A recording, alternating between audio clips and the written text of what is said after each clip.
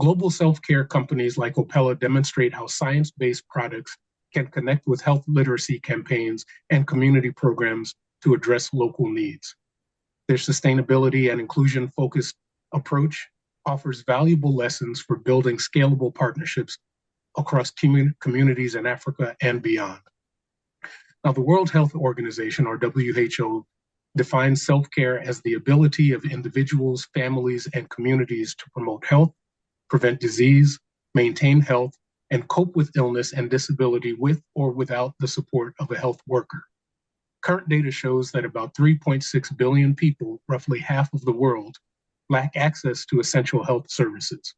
As a critical path to reaching universal health coverage, the WHO recommends self-care interventions for every country and every economic setting by promoting health, including in vulnerable communities.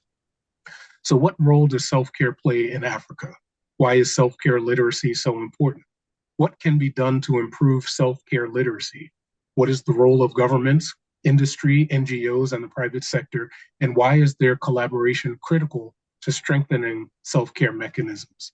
What role can Africans, diasporans, and friends of Africa play to advance self-care? This joint ADN Opella webinar brings these ideas together as part of a wider diaspora engagement agenda, exploring how self-care, wellness, and formal R&D efforts reinforce one another, and how African diaspora leaders in the wellness industry can collaborate with Africa-based experts and companies to drive innovation. Now, to get that discussion underway, it is my pleasure to introduce the founder and CEO of the African Diaspora Network, Ms. Almaz Nagash. So over to you, Almaz. Thank you. Nicholas, thank you. Welcome to ADN. It just gives me tremendous pleasure to see you be a part of ADN rather than just watching on the side way. So I hope you don't change your mind, but we are so delighted to have you. It is my absolute honor to introduce someone who exemplifies what diaspora leadership looks like. And that is Dr. Josephine Fubora. I call her Josephine, but I wanted to give her the dues that I think it's what makes me proud, and not just because she is a diasporan chief scientific officer at a major pharmaceutical company, but also for what she does and how she cares. She's a member of the ADN board, but also a proud member of the African diaspora who believes deeply in giving back. Her generosity, together with her family, and her willingness to lead has been extremely helpful to ADN with her team. Patricia and everyone that she brings to us has been an incredible support over the last several years.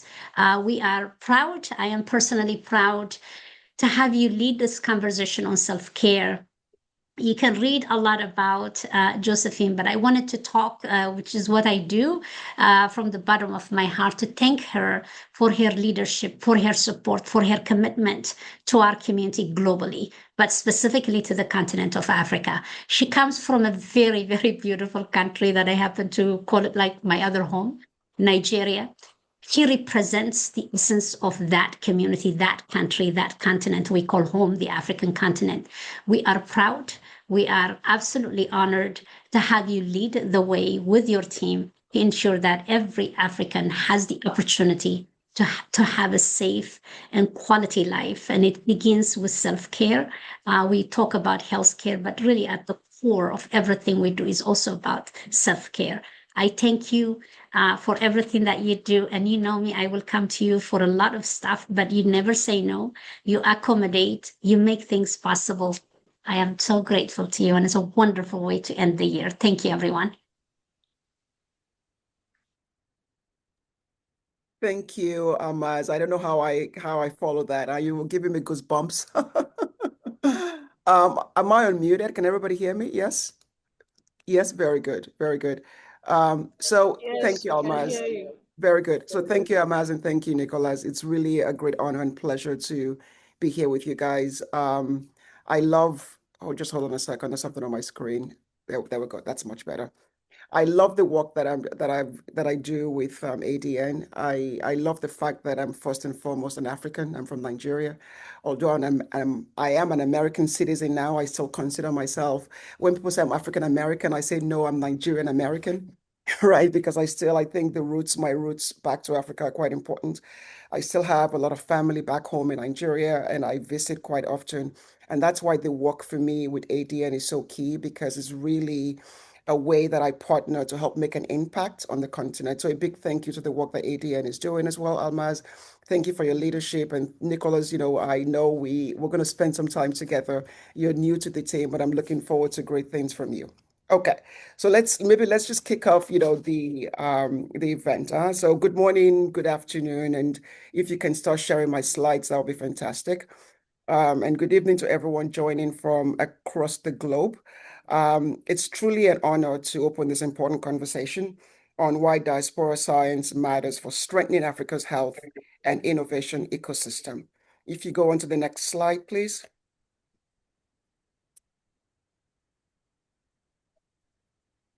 So yes, this is what we're going to be talking about today. Let's go on to the next slide. I want to start with a personal story. I can't help but do that, so you guys can see my journey. Where I'm from, and it will give you a sense for why I am passionate about self-care and healthcare, particularly on the continent. I was born in Nigeria, and as a child, I battled malaria often. My mother, luckily, was a nurse, and my father was an accountant. And although those moments were scary, my mother knew, and that's a picture of my parents when they were younger. They're both, deceased, but I still hold them very near and dear my heart, because they shaped my journey as a pharmacist, and now as somebody who has a PhD in pharmaceutical sciences. My mother knew exactly what to do to treat my episode of malaria, every episode that I had. And I had 5 other siblings who suffered frequently from malaria as well. And the reason why she was able to do that was because she had the knowledge and she had the access to medicines, right, to treat us. My father, who was an accountant, relied heavily on her, 150%. But what those moments taught me, was that health is not just about hospitals and treatment. It's really about knowledge. It's about access and empowerment. And that's one of the reasons why they both actually encouraged me to study pharmacy, to pay it forward, and continue the task of advising, supporting, and making recommendations to support the healthcare community, the health of the community that I'm in. And you can see the journey. So I got a pharmacy in the University of Benin in Nigeria. I moved to the US with my husband, I have a PhD in pharmaceutical sciences, and I've held different roles, led different R&D teams at Wyeth, Pfizer, Bayer, and Sanofi. And now I am the Chief Science Officer at Opella. The last picture you will see is of myself and my daughter, who is now a medical doctor. I'm very proud of her and the work that she's doing. It took her some time, to decide that she wanted to study medicine. But once she decided, she went on all in, and she's currently doing her residency at the Virginia Commonwealth University. And and the reason why I put that picture there, why that picture is there, is because she's continuing the steps of her grandmother and her mother to pay it forward, right? So my passion has always been clear. It's really about making health literacy and self-care powerful tools for better health outcomes, especially in communities where resources are scarce. As I often say, healthcare may be the only health care that millions of people ever see, right? And you guys heard Nicholas talk about it. 3.6 billion people today lack access to primary healthcare. So it really behooves, so self-care becomes a critical aspect of our being able to, provide care for those populations. At Opella, our mission is clear. It is health in your hands. It is simple, it's very transformative, and we just don't treat illness, because when people have the knowledge and tools to care for themselves, we help them to prevent illnesses, and we empower individuals and communities as well. Okay, so that's my journey, and you can see why I'm passionate about self-care and healthcare. Now let's go on to the next slide to kind of set the context. So what is our challenge, right? Africa carries about 25% of disease burden, and yet contributes only 2% of health care research and attracts only 1% of R&D investment. The numbers are stark and they could be discouraging. And let's not look at them as a verdict. They're a call for me, a call to action to act. The African Union's agenda in 2063, I think that is too far off. And I think, we should bring that a little bit closer. Places science, technology, and innovation in the heart of its vision, underpinned by the strategic partnership between the Africa CDC and the African Medicines Agency, the AMA. And I'm very pleased with the formation of the African Medicines Agency because it represents a decisive and yet very necessary leap forward towards regional health sovereignty, harmonized regulatory standards, making sure that we focus on health research designed for and with Africans, and accelerated access to safe, effective, and medicines for all. And this cannot happen with just government agencies. Public-private partnerships are key to making this vision real. And this is what the distinguished panel, is really going to be talking about today. So by combining industry's innovation and the scale of the government's leadership, academic insights, these public-private partnerships can accelerate R&D, strengthen regulatory capacity, expand access, and build health literacy. And I truly believe that together we can turn these challenges into opportunities and to ensure that Africa leads in health innovation and resilience. Next slide, please. So let me just talk a little bit about the role of the diaspora. I'm a very proud diasporan. You heard Amaz introduce me as that. And I really want to say, and I think typically when we talk about diasporans, you hear about brain drain. And I would have to give Patricia credit for this. This is not me, and this is Patricia on my team who came up with this phrase. It's not brain drain, it is brain circulation. As a Nigerian-born US educated scientist, I know the power of the diaspora. I know that we're not just observers, we are catalysts. We bring technical expertise, we bring mentorship, we bring capital, we create bridges between global innovation hubs and local African communities. This is not a brain drain, it's really about brain circulation. It's about creating a two-way flow of ideas, of resources, and solutions that strengthens Africa's health ecosystem. Together, we're proving that science is not just confined by borders, it moves with people, with ideas, and with purpose. So there are a few examples of pictures that you see here of the diaspora in action, advancing healthcare for Africa in various forums and with various partners in different parts, right, of the world, particularly outside of Africa, but still doing the work that impacts the continent. And that's why I'm here today. As part of this incredible diaspora network, I believe change begins with a powerful intervention, one that rarely makes headlines, but transforms lives every day. And that is self-care and health literacy. For me, self-care is not just a concept, it is a strategy for prevention and early treatment. It's about equipping people with the knowledge and tools to manage common ailments before they become crises and before they become more serious. My entire career has been dedicated to this mission, fueled by the strong memory of my roots of growing up in Nigeria with all of its healthcare challenges, making science-based solutions accessible and available, especially in communities where healthcare resources are limited. Because when people truly understand their health, they take control of it. And that is where true transformation begins. So let's go on to the next slide and just talk a little bit about why self-care is healthcare.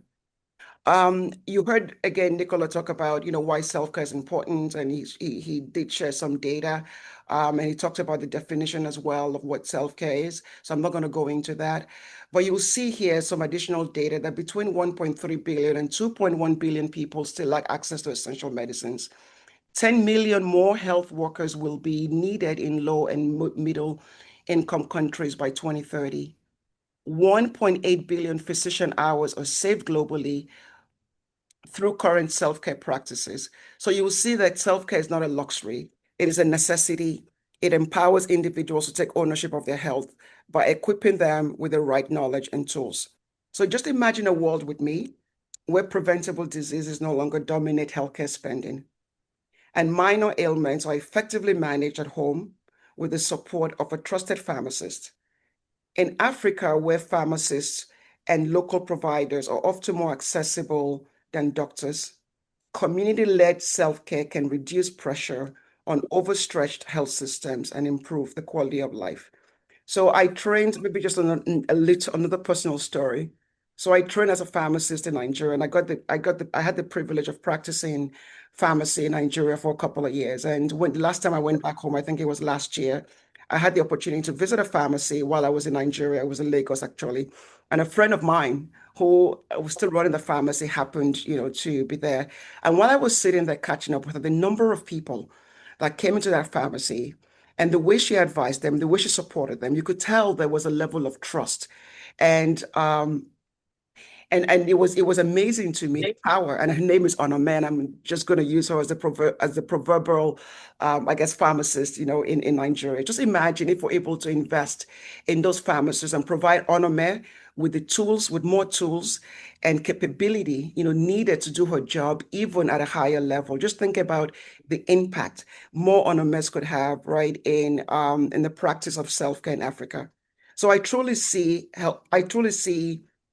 self-care as a way to unlock health literacy. When people again understand their health, they make better decisions, they prevent illnesses, they seek care earlier, they use medicines responsibly. And this is why self-care is not just about products, it's about education, it's about empowerment, and it's about equity. And we need to truly empower the local pharmacists to be able to do all of this. So next slide. So what are the opportunities for collaboration? Africa's ongoing challenges with infectious and non-communicable diseases create significant opportunities for innovation, be it in vaccines, medicines, health technologies, over-the-counter products, and wellness solutions. These areas are interconnected. Progress in one strengthens the other. Global self-care companies like Opella demonstrate how science-based products can be paired with large-scale literacy campaigns and community programs that address local needs. Our sustainability and inclusion-focused approach offers valuable lessons for building scalable self-care partnerships across African communities. And one advocacy and collaboration that Opella is currently doing and working on, and one that I'm deeply committed to, is a collaboration with the Egyptian Drug Authority, the EDA, who have been focused on driving regulatory modernization. We're collaborating on topics like e-labeling, RX-OTC switch for increased access to medicines. We are streamlining regulatory processes, collaborating on streamlining regulatory processes for OTC products, all to meet the rising demand of self-care. The Opella's Chief Sustainability Officer and myself and that's the picture you see there to the left. We had the privilege of going to Egypt and presenting at the African ExCon in partnership with the Egyptian Drug Authority and the team in Egypt. And the Amet GM is actually on the panel today, and she probably will reference, this interaction that we had. And it was a fantastic opportunity to collaborate with not just the EDA, but also collaborate with many Africans on the topic of e-labeling. And why is e-labeling so important? And for those of you who don't know, e-labeling is just electronic labeling. It replaces, it's an effort to replace the paper leaflets, the paper inserts that we have, in our products and in our medicines. And why is e-labeling important? It's important because it not only promotes environmental sustainability, it eliminates bulky paper leaflets, but it also critically supports health literacy by providing searchable, easily readable, multi-format, and translatable digital information, which ultimately simplifies responsible self-care for all users. So today's webinar, so bringing it back to today's webinar, it's really about bringing that vision to life. It's how the diaspora and local leaders are turning collaboration into impact. Ferouz from the Opella team will showcase how our team is strengthening self-care in African communities. Andre will share how partnerships are advancing malaria research and building ecosystems of collaboration. And Fideli will speak to policy and regulation, critical for accelerating drug discovery, and how even the diaspora outside of the healthcare sector can contribute to R&D and innovation. So the conversation is really about turning these opportunities into action. It's about building bridges, between continents, disciplines, and communities. And it's really about leveraging diaspora expertise to accelerate Africans' health innovation agenda. And I truly believe that together we can create a future where self-care, wellness, and formal R&D efforts reinforce one another, right? It's an end-to-end ecosystem. And where every individual has the knowledge and tools to take health into their own hands. Now, as Nelson Mandela said, it's always impossible until it is done. So let us not wait until 2063 to make this happen. Let us be bold enough to make the impossible possible for Africa, for its people, and for generations to come. And let's not wait again until 2063 to make this happen. So looking forward to a fantastic conversation. Thank you very much, everyone. Thank you very, very, very much. Josephine, you're not only inspirational, but also an excellent speaker, and really the person we needed to begin this. So thank you very much. Thank you. You bring good fortune, which I learned is also the meaning of your name. So I am going to begin with my only question to you. Except, of course, if you allow us, eventually we will have 6 questions.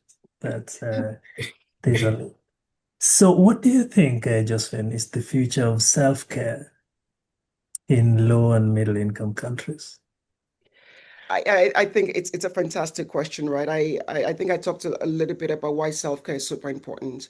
And I think self-care is not just for Africa or Asia, believe it or not. I think self-care is needed, not just in middle income and low income countries. I think it's also needed in the Western world, as well. I think Europe needs it too, if you ask me. And Right. why? Mhm. Because self-care helps to relieve, the pressure on overstretched healthcare systems. Just take the UK, for instance. The UK is currently under significant pressure in terms of healthcare costs. And they are short on pharmacists and short on medical professionals. The current socioeconomic environment demonstrates the current financing approach is no longer sustainable.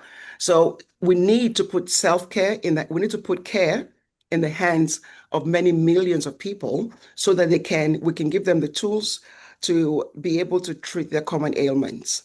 And then secondly, in low resource settings, self-care, it's self-care or no care, right? We talked about the fact that we still have billions of people who don't have access to healthcare. So the only care they will ever see is self-care. And that's why I think it's really important that we continue to advocate and push for self-care. I mean, self-care is not the only solution. I think it's part of the solution, right? So, and what is the future? I see the future as very bright because there's a lot of work that we're doing to advance self-care. And this forum, this conversations that we're having actually speaks to that as well, right? So what are we doing specifically in Opella? We're collaborating with the Global Self-Care Federation, and we're collaborating with the International Pharmacists Federation as well to progress self-care acceptance within global health policy, reflected in the increased focus on prevention, health literacy, and primary care. And most recently, we just got some really good news. This has been reflected in the United Nations Political Declaration on Non-Communicable Diseases and Mental Health. In the US as well, I know we've had some challenges, right, in the US, but you can see the senior leadership in the FDA is really pushing for RX to OTC switches. And why is that? Because again, it reduces the impact on healthcare systems and overall healthcare costs. So pushing for RX to OTC medicines, and then a number of things that are happening in Mexico, in Latin America as well, to really drive self-care, make it front and center, right, with the different nations. And that's really, again, to ensure that those billions of people who don't have access to self-care have access to healthcare. There was one of our colleagues in the chat, Samson, really wanted greater clarity on the difference between, this standard care or regular disease prevention and self-care. In the beginning of your talk, you had this phrase, healthcare in your hands. Health in your hands, yes, yes. Is there anything more that you want to say beyond, for example, transferring from prescriptions to over-the-counter? Yeah. Anything else that you want to say that could clarify this distinction between a standard disease prevention care and healthcare? Yeah.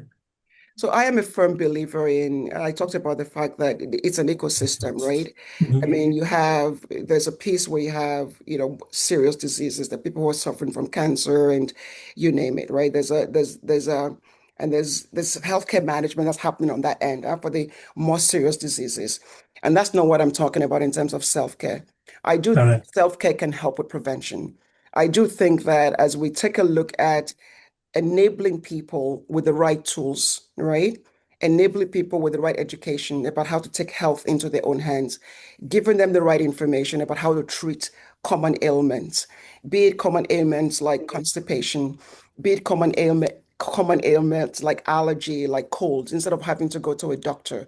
These are things that are easily treatable by OTC, over-the-counter medicines, right? And these are things that your pharmacist could actually make recommendations on if you engage with them, right? So the education piece is about health literacy. It's about educating people on how to prevent some of the more serious diseases. The more serious diseases is not what I'm talking about. I think self-care is actually, the way I look at it, is a stop. It's a necessary stop to before you get to the more serious diseases. And even when you're going through the more serious diseases, I still believe that self-care has a role to play because somebody who's suffering from cancer can still suffer from allergies, can still suffer from constipation. And how are we empowering them? How we're giving them the right tools, right, to take care of themselves while they're going through some of the more challenging diseases that they are faced with. So I look at it as an end to end. So it's not just about health in your hands. It's about education. It's about access to medicines. It's about collaboration with with different health authorities and agencies to make sure that this becomes really front and center in the agenda, right, of the different nations. Excellent, excellent. Thank you so much, Josephine. And I do hope that you still have a few more minutes to stay with us. We're going to go into the panel discussion right now. And I have the great privilege to introduce our panelists for today. The first one, Dr. Andre Marie Chua. Andre, you have to pronounce your name on your own at some point. This is very difficult. Andre Andre, Tretier. Andre Andre Tretier is Chati. my name, yes. Excellent. Andre is the Director of Access and Product Management at the MMV. Actually, the Global Medical Affairs Director at MMV. And we're very happy that you've joined us here. Andre has been has actively worked on malaria and access to new treatments for low and middle income countries for many years, and he brings that experience today in the discussion. And then, of course, we have Ferouz Elouz, who is the head of Africa and Middle East and Turkey at Opela. So as Josephine said, she will continue the conversation from that angle. And we are grateful to have with us Dr. Fidel Ntiekang, who is an associate professor of pharmaceutical sciences and is also the head of the University of Boer Center for Drug Discovery. Andre is working with a number of colleagues on a new drug discovery accelerator program in Africa, and he will be speaking with us today as well. So I would like to invite our three panelists to join with us, and I have a series of questions for you. I would like to begin with a question for Andre here. Andre, if you don't mind, of course you can answer as much as you like, and other colleagues can jump in as well. We still have about 20 minutes ahead of us to do that. Andre, I think the best place for us to start is a brief description from your end on what you think are the practical ways that African diaspora colleagues can engage to strengthen health ecosystems, not only from the perspective of self-care, of course, but also in more traditional sense, disease prevention. Go ahead, Andre. Yeah, thank you. Thank you for having me on this panel. And I think, Josephine, we are sharing to have been with Sanofi together. So it's good to hear a very inspiring speech to introduce this panel. Talking about the practical ways that diaspora can use to strengthen the Africa health ecosystem, we know anyway the weakness of our systems in Africa, and definitely there are things that can be shared, experience that can be shared from the diaspora. We have been noticing some ad hoc volunteering activities from the diaspora in Africa. We can maybe move from those ad hoc volunteering to a more structured talent sequence, so that there are some talents coming on a regular basis to assist, some specialists, some clinicians, biomanufacturing engineers, regulatory scientists, data engineers, for example, coming really to bring their skills, but on a regular basis, with also the in mind the notion of transferring those skills locally, but also not looking at copying and pasting, but also looking at adapting, because some of the system or the learnings from the diaspora might not be entirely compatible Yeah. with the African system, but there is a way of adapting, and that adaptation will need a clear collaboration between the compatriots back home and the diaspora. Can use also existing platforms as convening hubs. There are hubs that exist to match the diaspora expert and African-based labs, for example. These are things that can be done. Today, there is technology. How can we use the virtual? We are talking here, this is a virtual platform sitting in various continents and so on. So technology today, it's a tool that can really help, for example, for mentorship program. The technology is something that we can use. So not just having ad hoc assistance to the compatriots back home, Right. but keeping in touch with them through telementorship, shared notebooks, and so on. That is something that can be taught. Now, there is the talent, but also there is needs for capital, because some of the activities cannot be implemented locally if some tools or structure not available. How do we equip to lift up the level of the system locally? That will need to channel some capital. That will need maybe procurement. I remember some of our sites in Africa, anyway, some colleagues from Africa, just getting some regions is just a nightmare. So how do we organize the diaspora with easy access to those regions to facilitate also the access for those back home? This needs to be taught how to help that through some procurement system, a sort of pool procurement by region, and so these are things that can be discussed and that easily can be put in place with people in the diaspora working sometimes in the companies producing those regions. So those are the type of I don't want to talk too much, but those are the type of examples that we can think of to reinforce the system back home. I think I leave it here for, there are several other examples, but I leave here for others to be able to add something. Excellent, Andre. And when we come back to you, I would also like to ask that you provide some examples of how these things have been put in practice in your work around malaria treatments. I'm going to ask a question to Ferouz, but before I do this, Ferouz, I'm going to request you to talk about how companies like yourselves can support this process that Andre is talking about. But just before we go to that, Fidel, on the question of making these partnerships possible, Africa has recently established this Africa Medicines Agency. Josephine spoke about that earlier. But obviously, a lot of people know that it's having the agency itself is not sufficient. You've got to activate it. You've got to make this work. So, what do you think is the next step here? So that's the first part of your question, and the second part of the question is, where does the diaspora come in this equation overall? Andre, Fidel, please. Thank you very much for inviting me, first of all, to this meeting.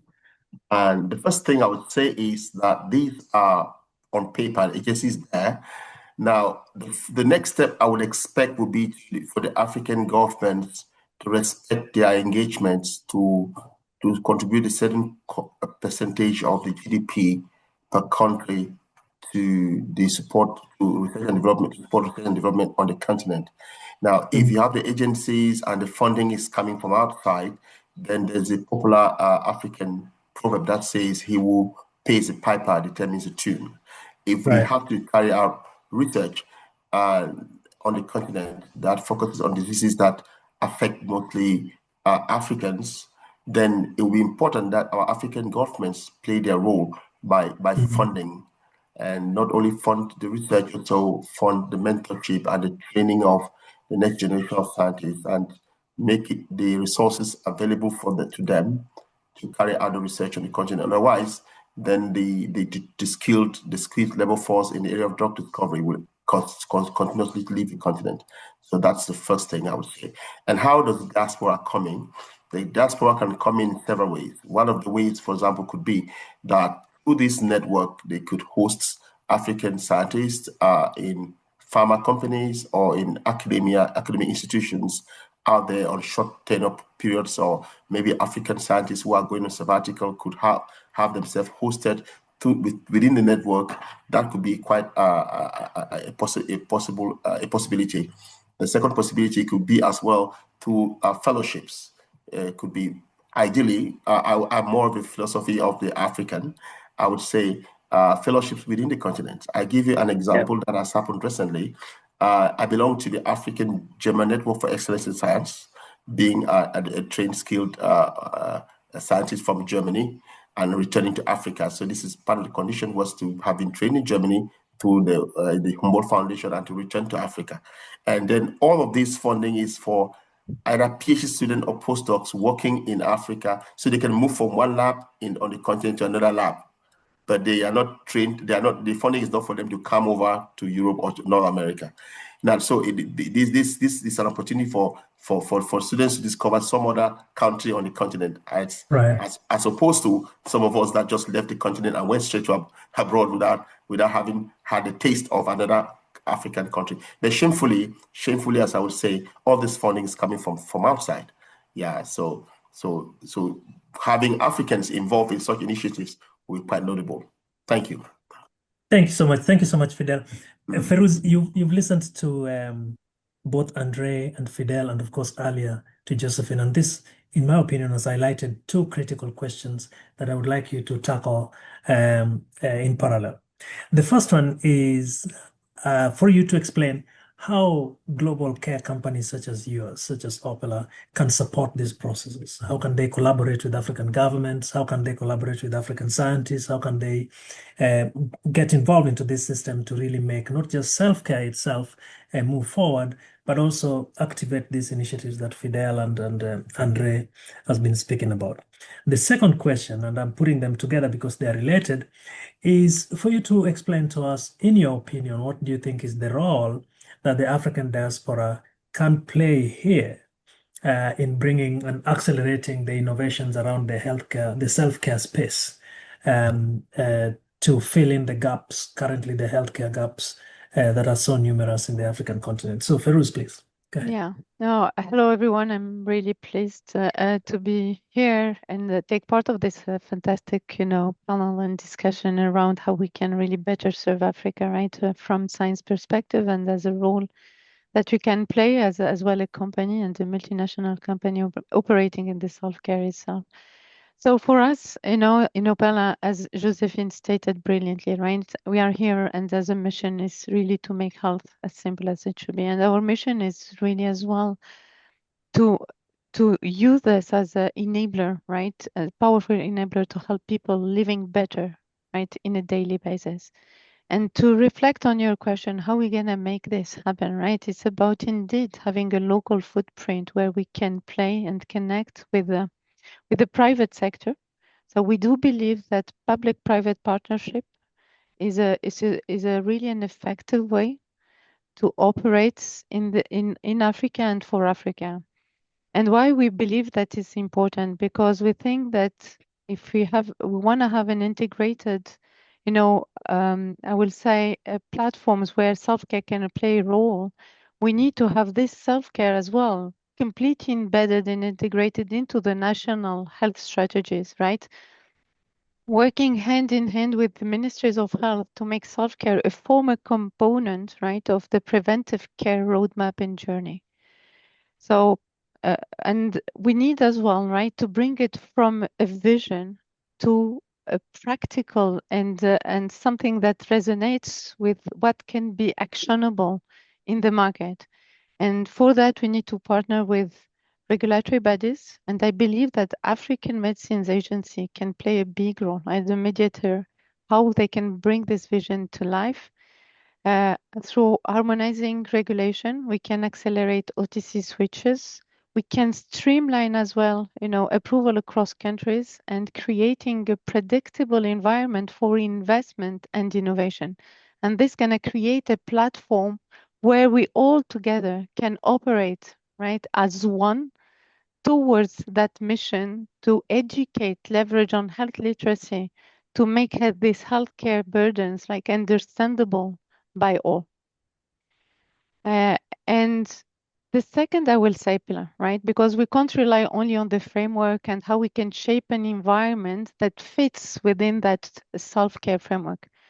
As well, a company, we should play a role in partnering with healthcare professionals, leveraging on education. And for that, we partner with pharmacists because we believe that pharmacists is the front line, is the first line, of healthcare across all geographies, across all regions, and across even the remote areas, right? And we think that bringing like this training platforms, right, and programs to their level can help big time amplifying the impact of how we can educate on self-care. So making people and community aware about their own health, to take it from there, to own it, and to as well take actions toward their own, needs for themselves, for the community, and for their families as well, right? So I can bring 3 concrete examples on how we brought this to life. We're working on 3 areas. The malaria is one of our key focus.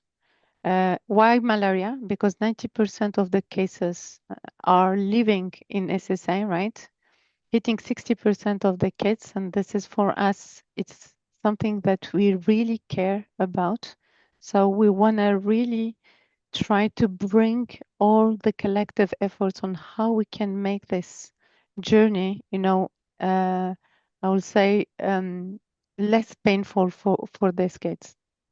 And what we've done is partnering with healthcare professionals to educate around the early diagnosis and how we can as well support relieving the symptoms to make that as well experience, bearable for all and make sure that the complication will not lead for any, death or any, extra burdens. The second area or where we focus and double down as a Opella as well company is fighting diarrhea. And again, why is that? Because it's a massive as well healthcare issue that we all face in all continents, with 30 million severe cases a year, with 30,000 deaths annually. And what we've done, we engage with NGOs and communities, right, to educate around simple gestures like hygiene, hand washing, like simple rules, right, that are very, very basic to avoid cross-contamination at schools. And this year, what we've done, we reach out to 10,000 children through schools, right, to educate on taking simple action to prevent, happening a kind of massive, disease issues or burden because of diarrhea. And Thank you. the third, and maybe I want to just reflect on one other disease because it's Okay. in silent and no one knows about it, right? It's like unknown. We can't really size it and feel it and put a name on it because it's which is the liver care. The liver care has a high prevalence in our continents because of the metabolic diseases prevalence, because of the comorbidity, and the NAFLD, right, which is the fatty liver disease affects like high level of population in Africa. And I give the example of the prevalence in South Africa is exceeding 27%, sorry, and it can raise to 37 for diabetic people. And this, if it's not treated, if there is no action taken, it's going to lead to cirrhosis and liver cancer. So can you imagine some simple actions, simple measures can lead avoiding like really significant healthcare burden. And this is what is our mission about, is how we can connect, the science to the culture, bringing relevant format of education to make that, impact at scale, educating and raising awareness around it. Excellent, excellent. Thank you so much, Feruz. So 3 areas: malaria, diarrheal, and the liver disease. So this is very well understood. Thank you so much. I think because we have very little time left, we're going to move very briefly to the Q&A section, and I'm going to rely on my colleagues here, Fatima and Omalayo, in case there are any critical questions that are on the chat that you guys think we should bring in. While we are doing that, I just want to ask Andre. Andre, it's been raised here multiple times that perhaps we should be accelerating the transition to OTC. I mean, I know that during your work improving access to malaria care, there has been a little bit of a process there to try and get over-the-counter medications. How has this worked? Can you give an example of how that has worked in your case in Africa, and whether this is something that we could use to accelerate the self-care business there? In the meantime, my colleagues are going to work through the chat here to figure out if we can raise 1 or 2 questions for you. Go ahead, Andre. Yes, I think self-care, malaria is a good example of the need of self-care. I think today about 70% of uncomplicated malaria cases are taken care of at the community level. So the community health workers definitely today are considered an entry point to the health system, although they are not recognized in many systems still because they don't have a salary. They're relying on voluntary work and so on.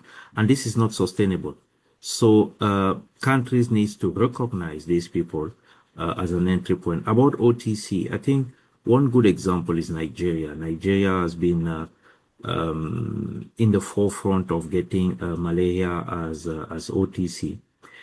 But the thing with malaria is that we need to control how medicines are used.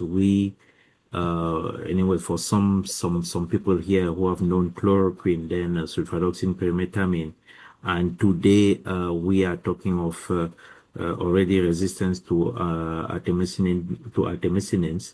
So the use of medicine is very important, like in any infectious disease. So we need to confirm the diagnosis before administering the treatment. And this is where sometimes there is a sort of, conflict between the regulators or the policymakers at WHO level, for example, with the OTC approach.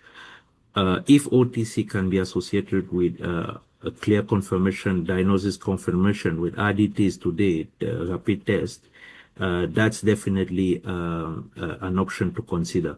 But some countries do not allow diagnosis to be established, for example, at pharmacy level. So once again, regulators, the system should enable those practices of OTC by making sure that the series of events that should happen before delivering the medicines are fully respected to protect the medicine and avoid a major catastrophe ahead if we don't do that. But OTC definitely it's a good approach. By the time it is well structured, it is well defined and respected by all. Excellent, excellent. Thank you so much. So thank you so much, Andre, for that.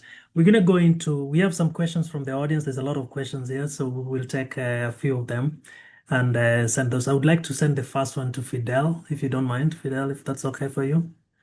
And so I'll just read the question the way it's posted here. This is the question from Courtney, our colleague Courtney here. And the question is, with the US now negotiating directly with African governments and the desire for building self-reliance in health innovation, is there a centralized or a standard model or strategy available to be shared with these governments or health ministries that you might suggest? So maybe this is a question for you or Josephine or Andre or any one of us who might answer that. I know that the US, for example, has signed some deal with Kenya recently about this direct, trying to skip NGOs and go directly to the government. So, what's your say on that? Go ahead. Yeah, very much likely I'm not a government person. I'm an academic. But what I would say is that we have been having some conversations at the Africa CDC, and one of those conversations is gearing towards one point that it will make a lot more sense for foreign governments to negotiate with the EU as a body than to negotiate with individual African countries. There are many ramifications of that conversation, and part of this is, for example, the regulatory bodies within the continent should function as one. Is of every single country having its own rules, having its own regulations, and so on and so forth. And so I would think that it will be more meaningful for African governments to be conscious of this reality, and that the more fragmented they are, the more easy it is for the continent literally to be exploited. So I would leave it at that, and maybe the others have something to say. May I? Go ahead. The last 2 weeks, I attended a meeting with the 44 endemic countries, Malaria endemic countries in Africa, and we discussed the new approach of what the called PMI and so on, and the approach, bilateral approach to countries in the new funding strategy. I'll agree partially with Fidel. I think in terms of regulation, in terms of framework, ethical considerations, and so on, yes, I think it would be good to have a sort of harmonized vision. And with the AMA and so on coming on, I think we'll get there. But on operational stage, there is a need to have an individual conversation with countries. Today, when we look at the WHO has developed what they are calling the subnational tailoring, and you could see that the epidemiology of malaria varies within a country from one district to another one. And if we want to centralize an approach at AU level for each of the countries, that will be very difficult. So on the operational side, discussing directly with countries, it's important because there are diversity within the countries and diversity between from one country to another one. And then it will also, by having that regular discussion, it will contribute to what we are talking about here, education and so on, about the disease. People will know better the disease, and they will be more and more able to defend their case and to manage a strategy, a local strategy at country level. So I think, yes, I'm partially in line with him for the regulation and so on, but on the operational side, I don't think it will be good to centralize it. Yeah. Yes. No problem. And thank you both so much for that. Our next question will go to Josephine and Ferouz, if you guys don't mind. And the question is from Yao Ahun, and he says, I like your piece on self-care. This will go a long way to help individuals in Africa as well as those of us in the diaspora. But how do we manage that in the midst of high health literacy and technological challenges in Africa? How do we manage that? So I will drop this question to both Ferouz and Josephine, if you're still available, if you're still with us and you want to jump into that. But Ferouz, please go ahead. So can I start, Ferouz, because I have to jump, if you don't mind, Ferouz. Of course. I was about to type something in the chat that to say No goodbye problem. to everybody, but How do we manage this transition in the midst of the high health literacy? Yeah. So I low do literacy think in Africa? I think it's a fantastic question. I mean, I can tell you guys, I like to tell stories. I have a doctor friend who happens to be part of the diaspora, and he actually tried to set up telehealth in Nigeria, and it was a significant challenge because of the infrastructure, because of power outages, and right. But he was determined, and the reason why I bring up the story was what he had to do in order to make it work and to make it happen. He partnered locally with the local communities. He partnered with the government of that local community to make it happen. And of course, there was some funding that was available as part of the, budget, of the particular local government to invest in telehealth. And when I think about the impact that is having today, I can't even begin to tell you the number of people he's treated and how much he's been able to help that community. So I do think it's really about it's about taking ownership, right? So Africans as a right within the community taking ownership, and it's about us in the diaspora looking for ways, despite the challenges are going to be the challenges. We're not going to be it's not going to be overcome, overnight. But I do think that as we take a look at the communities that we want to serve, or the communities we're from, I actually started in a community that he's from in Nigeria. And now he's scaling, to other communities in the area because of the success he had within his own community. So I think it's going to be, step by step, community by community, local government by local government, despite the challenges to make it happen. Excellent, excellent. Thank you guys so much. Feroz, did you want to add anything real quick? No, for me, I mean, maybe to complement, is to Okay. make it as well relevant for the local context, right? Because culturally, having campaigns that are culturally connected with the real needs of the population that can understand what is about can simplify big time, how they can take the message, digest it, and as well, like take ownership of how they can make it, for themselves, right? Because it's really crucial to not bring science with all the ambiguity around it, but Right. the way we can simplify it, make it connected to the patient and the consumers can make a big difference. Thank you so much. So we're going to end this. I'm going to hand over to my colleague Umalayo to do the call to action. But before that, I just want to ask our panelists, starting with Fidel, just take 30 seconds. If there's anything else that you would like to add on this overall subjects that we've discussed today, it would be nice to hear from you. So we'll start with Fidel, then Andre, and then Fields, and yeah. Yeah, thank you very much, Fredros. I think it's quite an opportunity to be part of this panel. And I will not leave this panel without talking about BC Adult Network that you must have heard about. This Grand Challenges African Drug Discovery Accelerator, and for which I'm part of the network. And it's all African, based in Africa. And we are very much counting on the support of the diaspora. And we have 4 ongoing flagship projects. Among them is the malaria project, which is trying to find lead molecules for malaria. And we also have a TB project.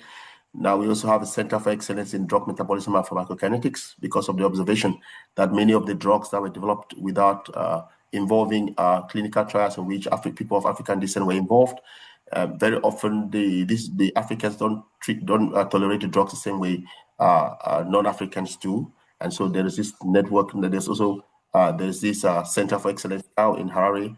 And also, most importantly, we are putting together a natural product box, which I'm leading, an effort to find compounds from African medicinal plants, which can now be tested in an array of assays to map the bioactivity space of African natural metabolites. And so, in essence, I would say Africa has a lot to give, and all it takes is to be conscious of what we have as resources and key to them. Thank you. Thank you so much, Fidel. Andre, go ahead. No, I think it's a fantastic opportunity. We exhausted the time, but I think maybe next time thinking longer. But very interesting conversation, very interesting dynamic. Looking at how, despite living outside of Africa, we are still attached to our continent and looking forward for it to progress. So good leadership from African Diaspora Network. It was glad to know Opella. I didn't know Opella. So I came to know Opella during the process of preparing this webinar. And this is an interesting. I'm starting a new position as global medical affairs, and part of my duty would be to improve medical education, medical communication, and community engagement. So I think Opella could be a good partner in the spirit of a partnership that we are starting here. I'll reach out to you. Thank you. Thank you. Thank Yeah. you. Andre, how can you not know Opela and you both work with Sanofi? Opela is Sanofi. Andre, It's you from Op- Sanofi. Opera is a it, new company, right? It's it, 7 months. It's a it's new, newborn. but It's a newborn. yeah, Yeah. All right, no, go it's ahead, Feroz, last one. interesting. Yeah. For me, I will take, I mean, what I'm going to take out of this, like, fantastic opportunity, right, of this panel and discussion is, I mean, I believe in co-creation, right? I believe that we can join efforts in making a bigger impact at scale. And I believe that if we combine, the science leadership with the local expertise combined to the diaspora network, it will create a powerful engine for change. And this is really what we are calling for. Thank you so much. Thank you. This is great. So I invite my colleague Omolayo, who is gonna take us through the rest of the session. So Omolayo, are you available? I am. Thank you so much, Fredros, and thank you so Thanks to much to everybody. our Yes, go wonderful ahead. panelists. Okay, since I'm unmuted, but before you drop Fredros, someone asked what was diaspora science. So I feel like as our resident diaspora scientist, Fredros, I was hoping we could hear from you quickly to answer that one question, so everyone kind of have the same base level of understanding by what we mean when we say diaspora science. Oh yeah, so it's you know what? The best way to answer this question is to explain what the Africa Science the Africa African Scientist Scientific Community Community Engagement. Engagement Initiative is. So the Africa Diaspora Network created recently a new initiative to engage the African diaspora scientists and innovators. So these are Africans who are in the diaspora and are interested in sciences and the allied fields. And the idea is to bring them together and channel that collective effort to address global health R&D in the continent. So broadly speaking, that is the idea that is being socialized here. And we do hope that all our partners on this call today, but also beyond this call, can join in to initiate to participate in this initiative. Of course, diaspora science. I don't know. Shall we say is the science being done in the diaspora? I don't know. But broadly speaking, the idea here is that we bring in the African scientists who are in the diaspora and get them to jointly help support initiatives back home. So back to you, Malai.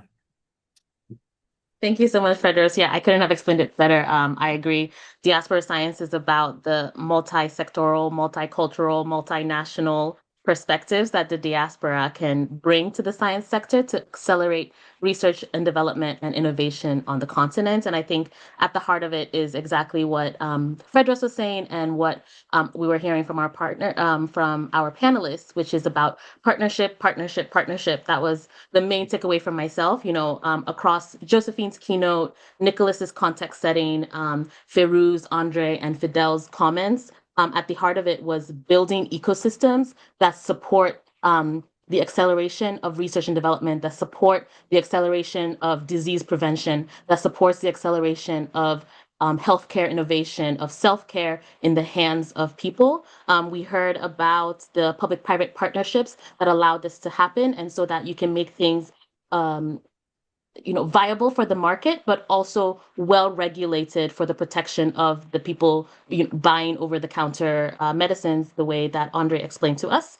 Where he explained to us about the importance of regulation and proper research for OTC medications so that they are safe for the end users. And then we also heard about step-by-step, community by community intervention. It's not about, coming up with all the solutions on a call like this and then thinking that's going to trickle down across everywhere. It's coming up with best practices, shared experiences on conversations like this, and then all of us taking it back to our different communities, our different sectors, to acculturate it there, right? So that means making it accessible to your specific context, your specific community. And one thing that was interesting for me was a point shared that even malaria, the strains of a malaria, are quite different across communities. So if the malaria itself can be, the treatment for it and the response to it has to be different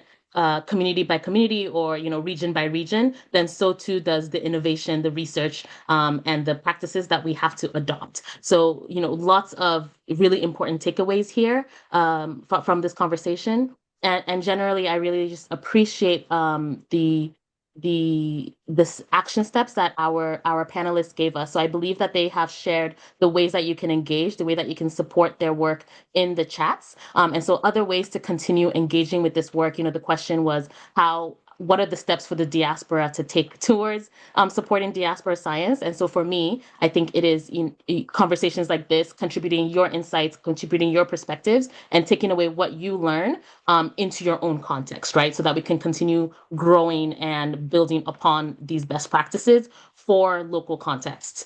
It's about investing in research and development and investing in innovation. So that might look like doing it yourself. That might look like supporting those who are doing it. And that might be a financial investment, a time investment, an expertise investment. It all looks quite different. I saw a few BAF, Best Builders of Africa's Future, one of ADN's programs. I saw a few BAF entrepreneurs here. And so I know some of them are in the healthcare industry. And so supporting entrepreneurs like that through mentorship, access, opening doors, I think is very, very important because these are the entrepreneurs and the innovators on ground doing the things that we are discussing on this call, right? Other ways of engaging. And so one of the other ways to invest as well, whether that's mentoring for something like BAF, is also the financial investments, because as Josephine pointed out, only 1% of R&D investment comes to Africa, despite bearing a quarter of the disease burden. And so opportunities like the African Diaspora Innovation Fund are an opportunity to invest directly in social entrepreneurs doing the work of alleviating healthcare burden across the continent and also globally. I saw one of the people in the chats comment about how, if we are able to improve R&D in Africa because of the biodiversity on the continent, we will be able to improve healthcare globally, right? So there's a lot of missed innovation opportunity by not investing in Africa. For the globe. And then, of course, another way to continue engaging in this work is conversations like the ones that we are going to have in a few months' time at the African Diaspora Investment Symposium. Over there, we are going to be talking about how we connect Silicon Valley and Africa. So, so one of the centers of innovation on the continent, in the US, with the innovation that is happening on the continent, right? So innovation meeting innovation and discussing together how to accelerate that. So that's what we're going to be talking about at ADIS 25 and 26. Sorry, so we invite all of you to please register. Early bird tickets are available. So I encourage you to take advantage of those. So we are looking forward to continuing the conversation there. Finally, I want to mention supporting the organizations that the panelists are part of. They've already sent you their links. Fatima has been sharing their LinkedIn profile, so I encourage you to continue the conversation with them there. And then finally, partnerships. I think that's kind of what Ferouz and Fredros ended on. And also, I loved Andre's plug. Andre, congratulations on your new role. And I loved your plug about, collaborating with Opella. So this is exactly why we have these conversations, to enable these kinds of partnerships to happen, right? Everyone can't know everything. So it's all right that you did not know the infant Opella, but now that they are growing and you're growing into your role, I'm looking forward to seeing what comes of that collaboration.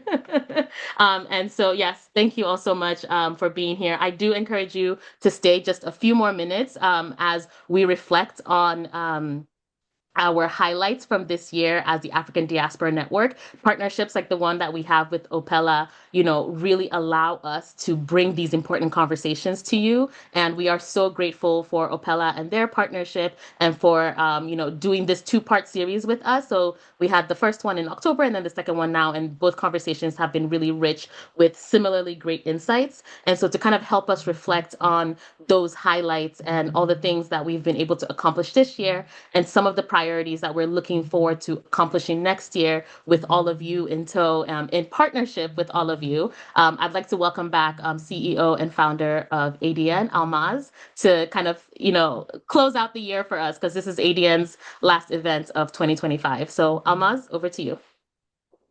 Thank you, Omolayo. Thank you, everyone. I am really, really just absolutely floored by this amazing session, by the work that we all do. I am not going to go to what Omolayo was already sharing with you about what ADN does, but I wanted to say thank you.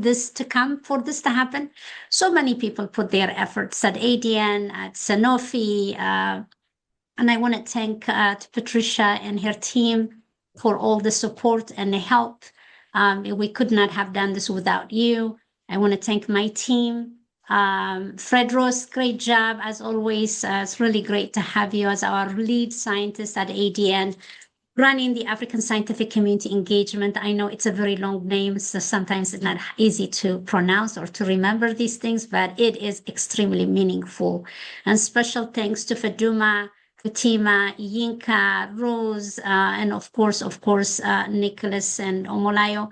We are a small team of amazingly committed team doing 50 people's job, but we love what we do and we cannot do this work without you, which is exactly where I'm heading with this conversation. There's always this assumption that organizations like ADN are actually run by the team members. No, we drive this. But there are so many, many people who make this happen. And so this year, one of the things I reflected as I believe was like in late October or early September, I start to see some of the amazing work that gets to be done through ADN and our partners. And I start to reflect on what we have done for this year. Of course, we do a lot, but it doesn't mean everything is successful, that everything will jump into the bandwagon. But we have the responsibility to continue this effort. Engaging diaspora is not for the faint heart. It is extremely difficult because when we talk about the African diaspora, we're not talking about the Nigerian diaspora, the Ghanaian diaspora. We're actually really talking about the continent as a whole. And so it has its own complexity, which is exactly what I love. And that complexity is where I see opportunity for the community. So with that in mind, this year, ADN has done something really, really amazing. One, as Fredros mentioned, with the help of a 4-year grant from the Gates Foundation, we create the African Scientific Community Engagement Program. And it's really, really one of the most powerful thing we've done at ADN. I say this because of what you just heard. And there is another reason also why I think it's very powerful. For those of you who are asking, what do you mean? What does diaspora science mean? There are more African doctors, scientists, and healthcare workers outside of Africa than in Africa.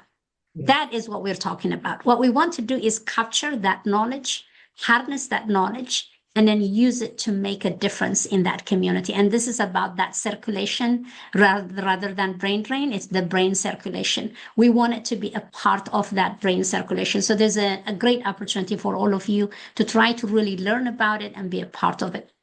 I think the other thing we did was we hosted the African Diaspora Investment Symposium in 2025 at GWU. And at that time, we announced the development of the African Diaspora Innovation Fund. I encourage you to take a look at it. It's a bold step on the ADN side. And what the thinking behind it is, we cannot ask people to do what we cannot do for ourselves. We do have an opportunity as diasporans to contribute to that fund, and then ADN will take it to the next level to begin to get some institutional funding. So I really encourage you to take a look at that. We have a 3-year plan with that fund to fund our own entrepreneurs.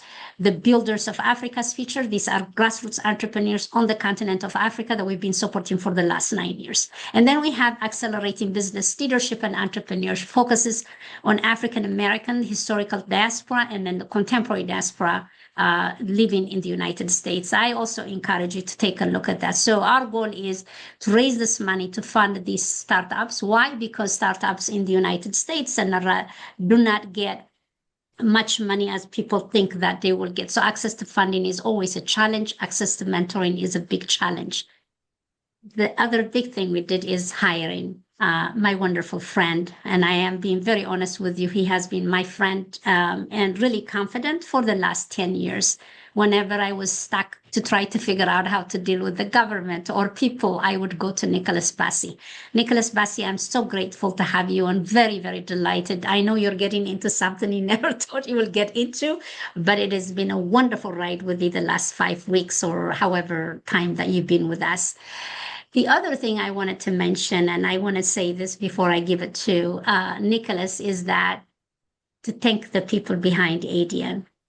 We are not an island on our own doing the stuff that people think we do. No, we're doing this on your back. We're doing this with the support of the board, the advisory council, the champions, the community members. We cannot do this. And so this year's tribute is all to you, to all of you who make this possible. I am deeply grateful to you because I think I must be the most fortunate person to do what I love to do with the people I absolutely trust and respect, and to each and every one of you, and to the entire community with us today, and everyone who believes in the value and in the power of the diaspora. I am floored and I am grateful to all of you. I want to end by also saying this about the diaspora. It is a force to reckon with. We remit $100 billion plus to the continent every year.